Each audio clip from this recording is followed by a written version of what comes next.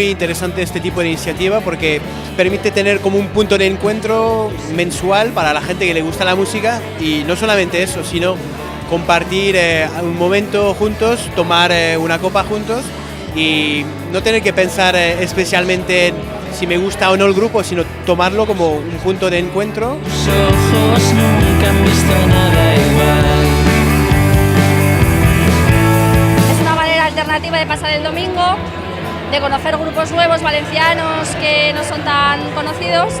El entorno es maravilloso porque es una tienda muy especial y muy curiosa y además se puedes venir con niños.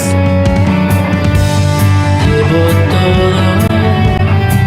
Es una forma de potenciar la música y conocer las tiendas.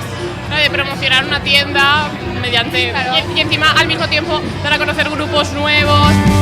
La buscaré sin descanso, no pararé hasta el final. Que está estupendo, ¿qué más quieres? Que música en directo y un vermut en la mano, una tapita de queso, así que no hay nada mejor el domingo antes de comer. Que se animen a venir porque pueden descubrir buena música y además te puedes hacer el aperitivo aquí en vez de en casa. Que no hagan pereza, que se puede hacer cosas por las mañanas, que en Valencia se pueden hacer muchas actividades y que este sitio es estupendo. Un domingo por la mañana me parece un planazo y sobre todo con niños que den la oportunidad de que vengan los pequeñajos.